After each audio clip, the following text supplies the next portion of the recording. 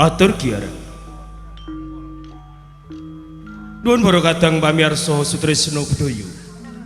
Kagum Wiwah Putri ingkang kinurmatan. Ngaturi sugeng siang. Saha sugeng pepanggihan kalian keluarga ageng. Sandiwara Ketoprak Wahyu Manggala. Ingkang dipun pimpin panjenenganipun Bapak Mogol. Kanthi alamat Desa Tanjung Sari, Kecamatan Jakenan, Kabupaten Pati, Bumi Minatani. Sasamunipun panjenengan sami kasugoto tari gambyong minangka purwakaning pagelaran ing siang menika. Pagelaran Ketoprak Wahyu Manggala badhe nedahaken salah satunggale cariyos pamundutan mawi ira-iraan Kebo Marcuet gugur dumawah werangan dumadine Minak Jinggo. Dalang sarta pendapuk ingkang dipun asta Raka Mas Anom Suharyanto, asisten sutradara ingkang dipun tindakaken Adimas Eko Pranoto, pangeprak ingkang dipun tindakaken Bapak Suhardi, penata pakeliran ingkang dipun tindakaken Raka Mas Sukawi sakonco, penata teknis dekorasi ingkang dipun tindakaken Bapak Sutarto, kabiyantu Adimas Didi, ewondene pangrengga busana ingkang dipun tindakaken Adimas Agus Wijanarko,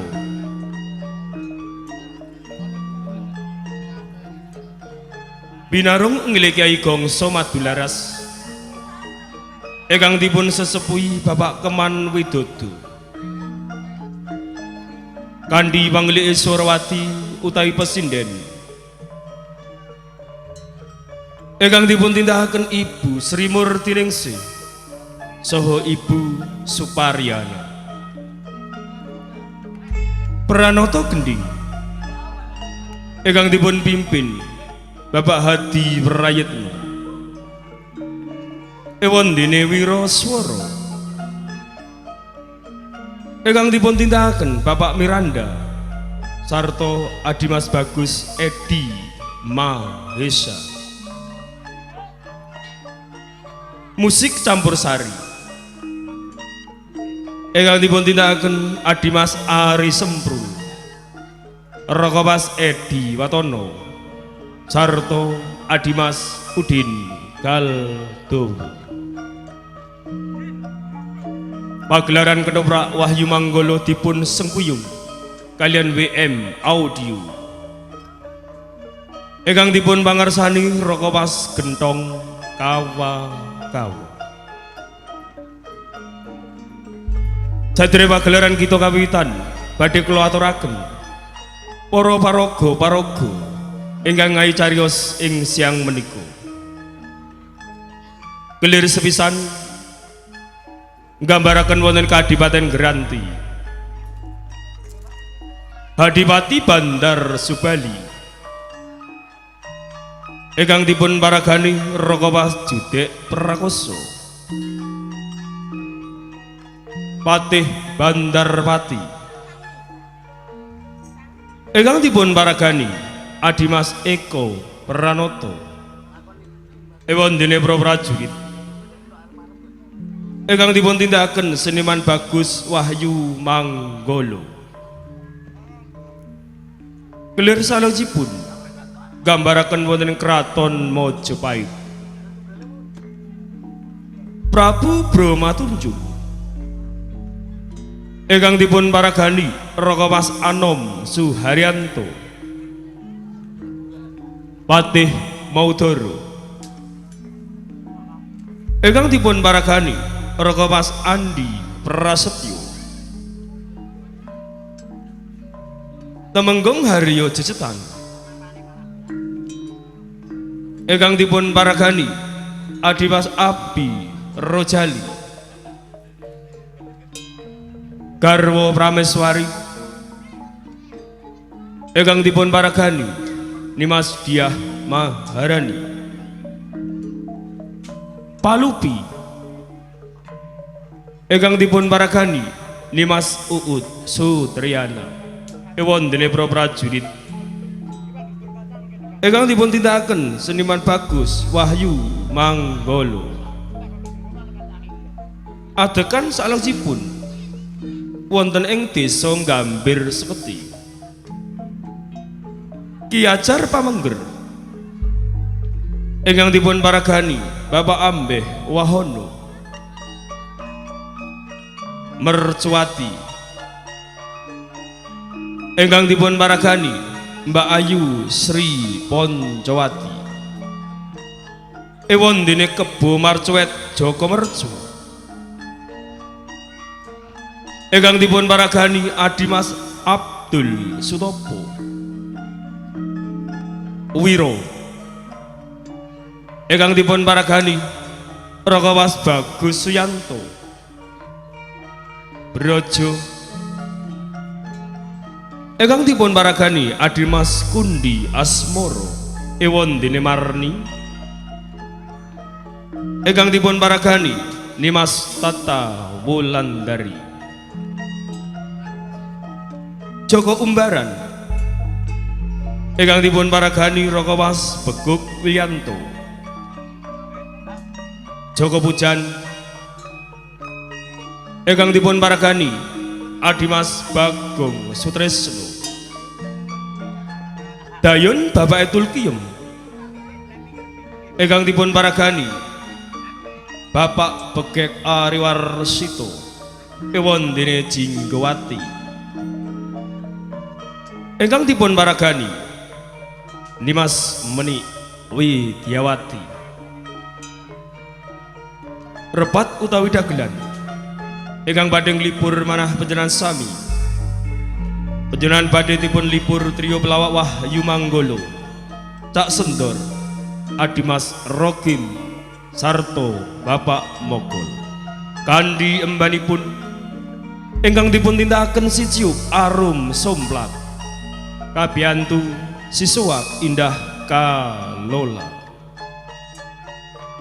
nuwun para kadang pamirsa Sutresno Budaya menggah mekaten para paraga ingkang cariyos ing siang menika kita sagotrah saking paguyuban Ketoprak Wahyu Manggolo namung ngaturaken sugeng lenggah sugeng ngabersani ngantos titi paripurnanipun pagelaran wusana sugeng amirsani nuwun nuwun nuwun.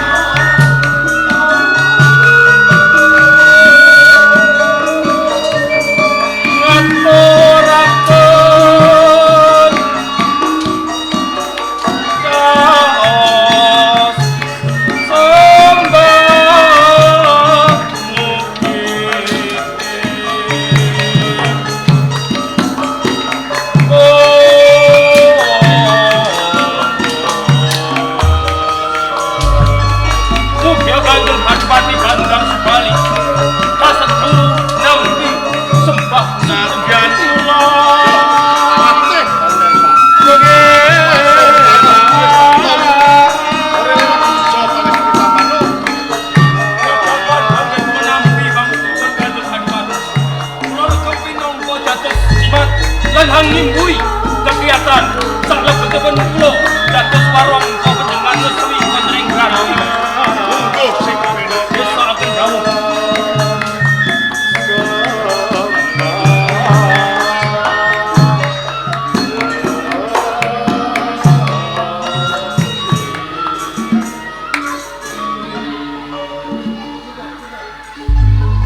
Seka kalih kusuma. Nggih, kula. Saiki jeneng sira wis ora dadi prajurit meneh. Nanging jeneng sira saiki wis ndak angkat pinangka senopati ing Kabupaten Gandhi. Wis ndak tampa ora liwat puja pangestu tampanon. Sangat anggen kula mundi mugi ndadosaken jejimat kula. Kepiye pegawean? Nyuwun nggih, kewajiban kula naliti sedaya pisanan prajurit. Sakmenika sampun sowan Pak Andir wonten Kadipaten Granti Kanjeng. Kok upama ana siji prajurit sing ngutangake pisowanan piye tanggung jawab? Kula pari pidana Kanjeng. Aku sih rungkuh sing kepenak. Wis kakek dawuh. Taji Asmara. Nggih, kula. Piye kewajibanmu? Wajiban kula sakmenika namung jagi paregolan. Sakmenika boten wonten tamu badhe lumebet wonten Kadipaten Granti, Kanjeng. Kok upama ana salah sawijining tamu kang arep mlebu ning Kabupaten Granti, lamun to ora kanthi tapak asmaku kepiye? Tamu menika boten kula keparengaken lumebet. Sebabe apa? Watosipun pawawan menika sedaya sumurupe bayu. Bagus yen panjen kaya ngono cetha. Kowe salah sawijining prajurit sing tansah migatekake katentemaning negara. Lungguh sing kepenak. Suwut. Nggih, Gaweanmu piye? sadurunge matur lepat nyuwun pamunten dalem, Kanjeng. Bener ya. Wajiban kula nggladhi sedaya prajurit magelang enggal. Menika sampun tukake saha dinas. Pun, sampun. Mak ngono kuwi. Nggih, menurut Ya pakaryan sing becik kudu tok lestarekake ya. Kang supaya ngene tinulat marang magangan anyar ya. Kipli Santoso. Dawuh. Rasa buah semangka. Wajibanmu piye? Wajiban kula sampun beres. Oh iya. Ya sajake kita ora patek semangat ya. Beres. Ya tak tampa. Kowe Patih Bandarpati. Nggih, nggih. Bareng aku ndakwa karo BS Jaya Bodong. Lho, dheweke kok ku apa? Hei, karo piye? Baleni. Bino. Hei, Kowe sing ndek piye? Malah kula mboten ngertos. Lho. Iki karepe piye karepe? Ngapal nika. Hut. Karepe piye iki? Menika sungkem kula mugi konjuk. Sungkem kula konjo. Yo dancuk. Mboten. Pati yo dancuk-dancukne. Ya. Kucek sawetara. Nun nggih. Ya. Bali marang jeneng sira, Kula Pak. Kanjeng Adipati. Apa sebabe nganti dina iki aku ngrasakake pisowanan. Aku mung kepengin takon marang jeneng sira. Perkais menapa, Kanjeng? Piye ngenani mubahmu sing swasana katentreman lan uriping para kawula? Kanjeng menawi Kanjeng Adipati pengin nyuwun pirsa. Swasana katentreman wonten Kadipaten Granti kula kinten dadan rugitu. Jalaran katitik wedal menika saben-saben panjenengan nganakaken pisowanan wonten ing Pendhapi Agung Granti. Katingal jejel iyel ngantos rumeber wonten ing Pangurahan Jawi. Kawula panjenengan tansah ngucupaken asta nganglungaken jangga nengga rumuntah saking panjenengan. Sedaya kalau awet saking tentremipun Kadipaten Granti mahanani panggesanganipun para kawula saindenge jagat Kadipaten Granti awet saking telenge kita raja mandhap wonten ing Karang Pradusan saya minggah sainggile Raden. Kawula panjenengan boten wonten ingkang nandhang cingkrang. Mubra-mubru bebasan linabur madu gesangipun Kanjeng. Rumangsa pombong cemplong sajroning ati. Sakwise panjenengan kumidhangetake apa sing dadi aturira. Kula kanthi kuwi aku matur nuwun banget marang Jeng Cirote. Jalaran Jeng Cirote tansah sabiyantu marang panjenengan. Ngobetake negara ning Kabupaten Granti Satemah. Kabupaten Granti dina iki bisa dirani kabupaten sing adil sarta makmur. Sedaya kula wau awit kabeto kuncaranipun asma panjenengan wonten ing Kabupaten Granti saged kawastanan pengayoman ingkang ambek adil para marto berbudi bawa leksana sak temah kawula panjenengan tansah nyengkuyo bab pranatan-pranatan lan wewangunan ingkang sampun kapacak wonten ing Kabupaten Granti Kanjeng. Mula ya teka upama ing mengkone ana salah sawijining kawula sing nandhang cecingrangan jengen sira enggal-enggal matur pangarepanku ing mengkone aku bakal sabiyantu marang kawula. Perkawis menika kula suwun panjenengan ampun waswan sumelang menawi mangkenipun tasih wonten setunggal antawisipun kawula panjenengan ingkang nandhang cingkrang tartamtu kula badhe matur wonten rsane Kanjeng Hadipati badhe dipun paringi bondo arta saking kas kairipun negari supados kangge urip para kawula panjenengan ingkang nandhang keserakat kula wau. Aku ngesake aja nganti ana kawula ing Kabupaten Granti sing nandhang cecingkrang. Lho nggih. Nunggu sing kepenak ya. Yestaken. Kejaba saka kuwi apa sebabe nganti aku nganakake pisan aku. Jalaran pancen ana wigati sing kudu tak rembug marang jeneng sira. Mila saking menika Kanjeng, tuhunipun dadosaken rasanipun para nayaka-nayakaning praja Kadipaten Granti. Ewan dene miturut peta, wedal menika dereng titiwancinipun parabatan ageng wonten Kadipaten Granti. Ewan dene Kanjeng Hadipati rumentah kalian kula supados ngepalaken nayakaning praja. Tuhunipun wonten menapa Kanjeng Hadipati? Nah, nganti aku nglumpukake para saka guru nayaka negara pancen ana wigati. Lan wigati kuwi mau magepokan marang diri pribadi. Sambet kalian kapribadenipun Kanjeng Pancen Hadipati. kaya ngono. Kila saking menika Kanjeng supados boten tumangsa anggen kula nampi mangkenipun kersa Kanjeng Hadipati walaka menapa sebab musababipun. Ya, sakrane kabeh kuwi mau ana sambungane marang sedane wong tuwa. Rama Hadipati Arya Subandar Nikala Semana. Mula kanthi kuwi ya rening jeneng sira iki pinangka warangka nalika Rama Hadipati Arya Subandar iki jumeneng Hadipating Kabupaten Granti. Mesti wae jeneng sira ngerti lembarane sejarah kengkes kawuri ngenani sedane wong tuwa. Bebasan klothok kaya aceh ngertos nggih. Mergo saben dina lakone iki terus ya. Tak jaluk kanthi banget gelem jeneng sira mbuka lembaran sejarah perkara kuwi. Menawi Kanjeng Hadipati adreng pengen mangertosi kados pundi Sudarma panjenengan Kanjeng Hadipati Arya Subandar murup kasedan jati. Boten ateges kula menika ngelincipi barang ingkang papak. Nanging Kanjeng saksamunipun mangkenipun kula beberaken cariyos-cariyos menika. Kula suwun panjenengan ampun paring duka kalian kula Kanjeng. Ya. Udakara lelampahan menika sampun 3 taun ingkang kapungkur. Nalika Majapahit tasih kencar-kencar pindha nggayuh kencana rukmi. Ewas semanten wonten salah satunggaling kadang Hadipati pemancat ingkang badhe mengkang pranatan saking kraton Majapahit. Boten sanes lembu culung saking Tunggorono. Lembu culung saha Tunggorono. Leres Kanjeng Hadipati. Ewa semanten Sinan Prabu Brahmatunjung utusan kalian Senopati agol-agole kraton Majapahit. Nanging emanipun boten saged ngendarat patrap lan tumindakipun lembu culung.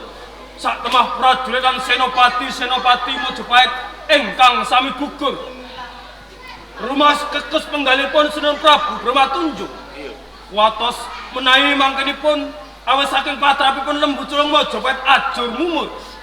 Sak temah nganakaken Giri Saimbor.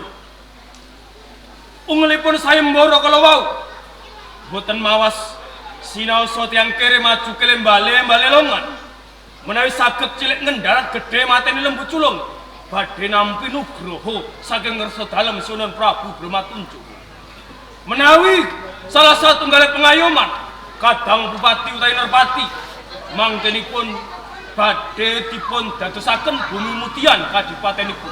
Bebas pajak. Leres nanging sekadaipun para kadang-kadang adipati pemancat menika mboten saguh mupu sayembaranipun Sunan Prabu Bromatunjung. Sak temah Sudarma panjenengan Kanjeng Adipati Haryo Subandar ingkang saguh mupu sayembaranipun Sunan Prabu Bromatunjung. Pamrihipun badhe mulyakaken kawula-kawula wonten ing Kadipaten Granti mangkenipun. Kelampahan madeg yuda pinangka dados senopati kepanggih kalian lembu culung saking Tunggorono. Jangkepipun perang kula tasih emut menika selapan dinten. Salapan dina. Sudarma panjenengan tanding yuda mesah kalian lembu culung.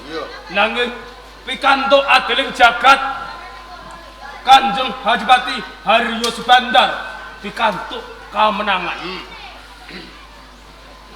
Udakara lelampahan menika sampun gangsal taun ingkang kasirep.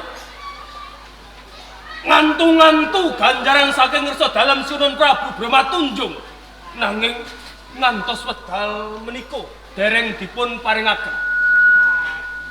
Ing wujud badhe sowan wonten ing Majapahit nanjaken babakan ganjaran kala wau Nagih janji. leres nanging emanipun Kanjeng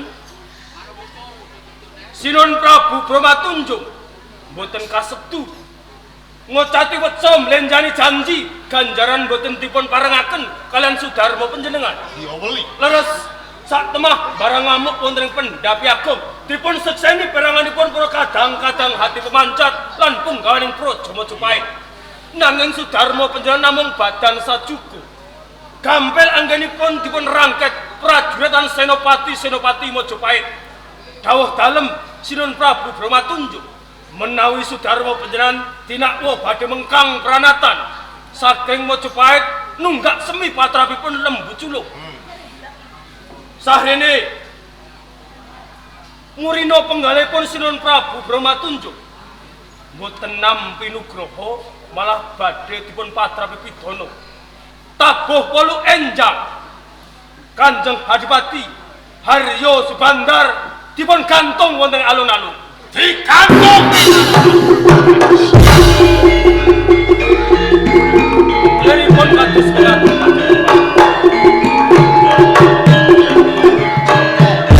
Wong Majapahit ora kena beci. lah mila saking menika Kanjeng. Wong tuaku gedhe labuh labete ora nampa nugroho Malakapura, nampa pidana. Leres Ringket rasaning atiku.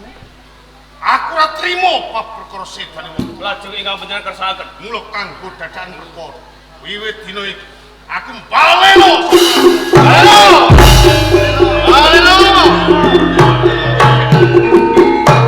Penyusuan kakak. Wih. Ini iki.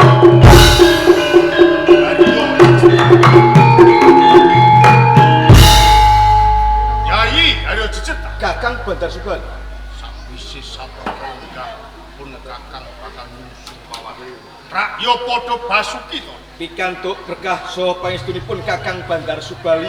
Sowan kula wonten Kadipaten Granti mboten wonten alangan setunggal punapa. Namung salam taklim kula katur Kakang.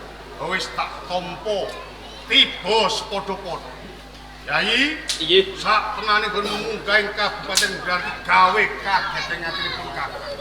Sak tenane jeneng sira iki amung tindak nglangke apa pancen ana wigati. Nggih, Kakang Bandar Subali.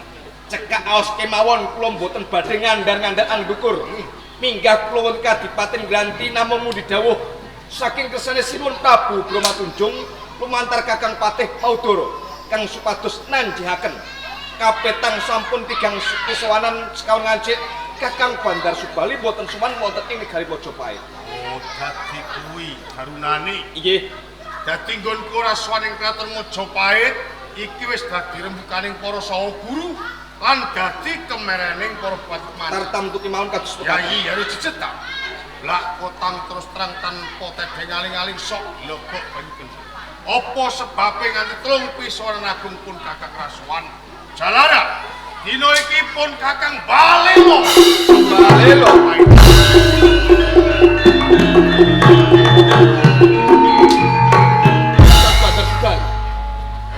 Yen kaya ngono wis katon melok. Lamun to Kakang Bandar Subali bakal nunggak semi lawan wong atuwamu ya Baryo Subandar. Pancen nganti aku Balelo. Aku pengen tuwa bab sedane wong Pranatan ning Majapahit lamun tono saka guru sing Balelo bakal dikisas.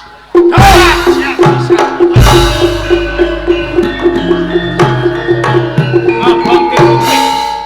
Aturipun Haryo Ceceta iki cedhok dewean bakal menuju nggih. Bilai jeneng burung tanpa teman perang. Majapahit lan mulo tak jalan kanthi banget. Irito dengan prajurit sing jaduk-jaduk balekke Haryo Ceceta. arep prajurit ayo baleke wong Majapahit.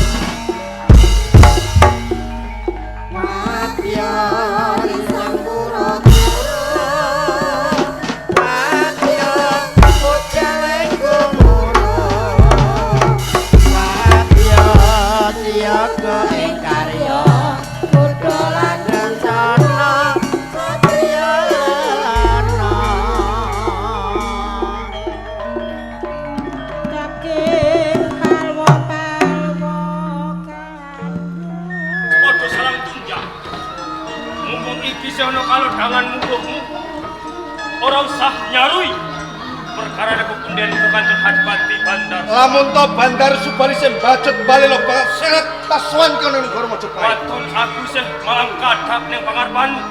Ora bakal bisa kelakon. Nanging yen jebaban dibalik mosok borong. Bakal tak turi ya Bandar. Ayo!